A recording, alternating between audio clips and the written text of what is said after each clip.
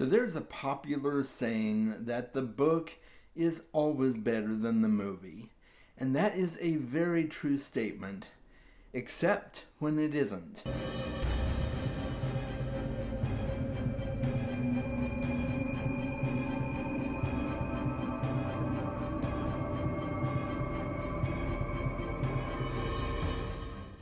Hey there, book dragons. I am so glad that you have joined me for this video today. As you know, I am a huge book lover and I always love to watch adaptations of books as well. And in most cases, the books are always better than the show or the movie.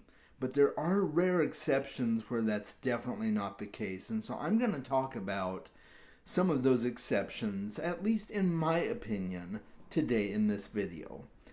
Please make sure to like the video if you're enjoying it, subscribe to my channel, join my Discord so we can talk more about all the juicy good stuff about books and content in my videos. If you want to talk more about that, that'd be great. Make sure to hit the bell notification to get notified when I post new content. And I have 8 movies that I have selected for you today that are better than the book. And I actually have 9, but one is an honorable mention, and we'll talk about that first. My honorable mention is Cloud Atlas. The reason this is an honorable mention is because I DNF'd the book, and I don't feel like it's fair to make a comparison between the two when I actually didn't finish the book. The book was dry for me, boring, frankly didn't really make sense, so I DNF'd the book. I had already seen the movie before attempting the book, so I already knew that I loved the movie, and so yeah, that is my honorable mention. Cloud Atlas is a fantastic movie. Halle Berry, Tom Hanks, a couple of other well-known actors. I can't remember their names right now, but it's a really great movie, and you should really check it out if you have 3 hours of your life that you don't mind sitting through a movie, because it is a very long movie. Let's go ahead and talk about the first movie on my list that is better than the book, and that is The Bourne Identity.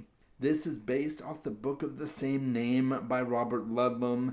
And I did read The Bourne Identity, and it was fine. It was a fairly entertaining read, completely different from the movie, which happens.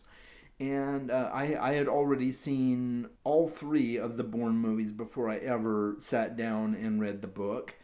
And I have to say, I loved the movie better. I thought the movie was more entertaining. It was more interesting. I felt like we got a better window into who Jason Bourne is compared to the books. So, nothing against Robert Ludlum. He is a good writer. It just didn't click with me. And I probably won't read any of his other books either. I got halfway through The Bourne Supremacy and DNF'd it because I'm like, this just doesn't click with me like the movies did, and so I was perfectly happy to just continue loving the movies. The next movie on this list is 20,000 Leagues Under the Sea. It is based on the book by Jules Verne, and I'm speaking specifically here about the Disney movie. I've seen other adaptations of 20,000 Leagues, but the Disney movie is still my favorite. It's just always going to be a classic. I had seen the movie numerous times, countless times. I used to watch it over and over as a kid. It's one of my favorites. And I had done that numerous times before I read the book. And when I finally read the book, I was honestly bummed out because the book is besieged by countless descriptions of nautical directions and numerical values having to do with navigating the sea, and it just wasn't my cup of tea. I was rather bored. I did make it through. It was fine. It wasn't the worst book I've ever read, but it wasn't great either. And so I will always love the movie. Kirk Douglas, Peter Lorre, James Mason, such a great cast. And so, yeah, I'm perfectly happy to say that I love the movie better.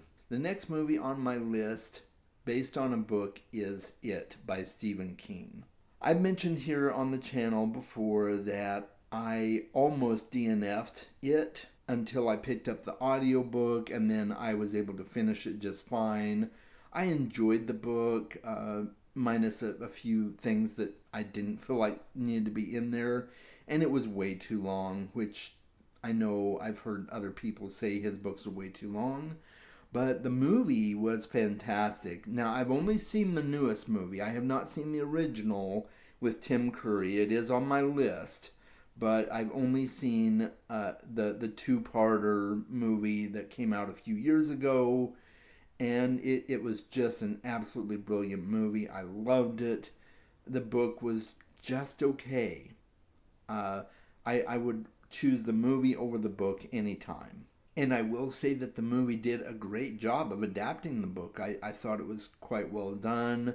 I enjoyed the way they handled the characters, and yeah, it was great. The next movie on my list is Ender's Game by Orson Scott Card. I did really enjoy the book when I read it. In fact, I've read it twice, I believe. I think I read it once my kids started reading it in school as well, and it's fine. It's a good book. I like the ending. I just happen to prefer the movie more. I think it's a book that is very well utilized on the screen.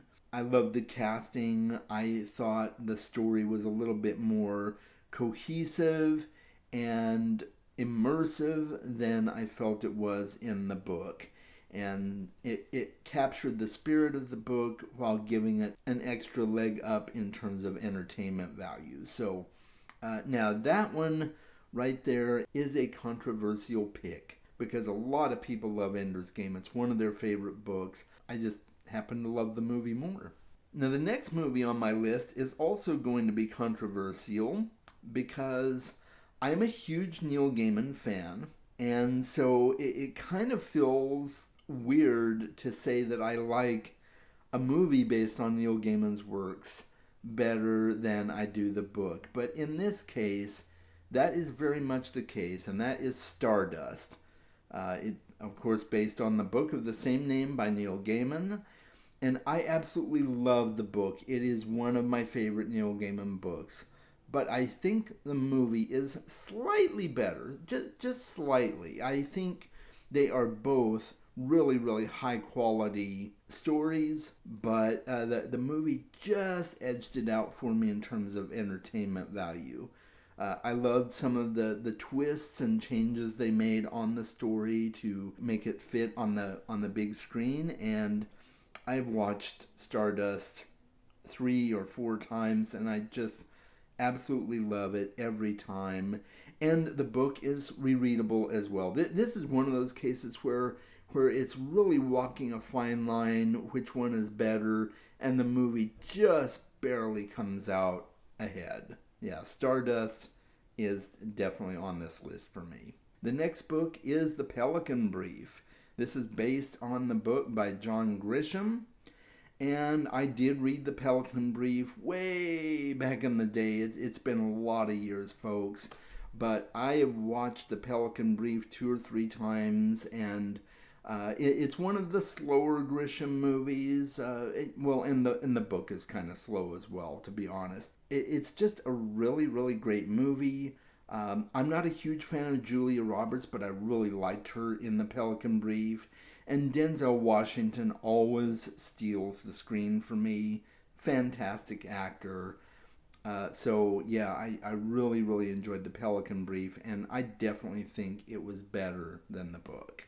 The next one on my list is Casino Royale, and this is based on the original Bond novel, the very first James Bond novel by Ian Fleming. And I will say that Casino Royale is the only Ian Fleming book that I have actually read, and it was good. It was fine. I don't feel like it's aged very well, but it was still entertaining. I read the book after coming from seeing the movie several times. It's one of my favorite, if not my most favorite, James Bond movie. And so after I'd seen the movie several times, I went and read the book, and I came away from the book with a deeper appreciation for the movie, actually, because the movie actually did a really good job of capturing the grit and the grandeur of James Bond. And I would definitely recommend that people read the book, but I think the movie comes out way better than the book does. And the final book on my list today is Inkheart by Cornelia Funk. I saw the movie many years ago, and I've since rewatched the movie, and I still love it. It still is just as magical for me as it was the first time I saw it. Brendan Fraser is just an absolute gem in the movie. Every movie I've seen Brendan Fraser in, I really liked him in. It's just so much better than the book. I did read the book. Again, this is a case of me reading the book after I'd watched the movie. And the book was fine. It was entertaining. And the movie did quite a good job of adapting it, I thought. But there was just a little bit more of a spark in the movie. It was just more entertaining, more interesting. And I think that's partly due to Brendan Fraser. He just brings a certain magic to the screen, and that was not really captured in the book. I have not continued reading the Inkheart series. I don't really have a desire to, honestly. Book one was enough for me. If they ever make a sequel to the movie, I will probably watch it because it's a really, really cool concept. I just happen to like the movie better. So that is my list. Tell me in the comments, have you watched any of these movies and read the books? What are your thoughts? Do you agree? Do you disagree? Let me know some of your picks in the comments of movies that are better than the books they were made from. I would love to hear those. I'm all done here. Make sure you guys are reading more books and watching lots of good movies. I'll talk to you later.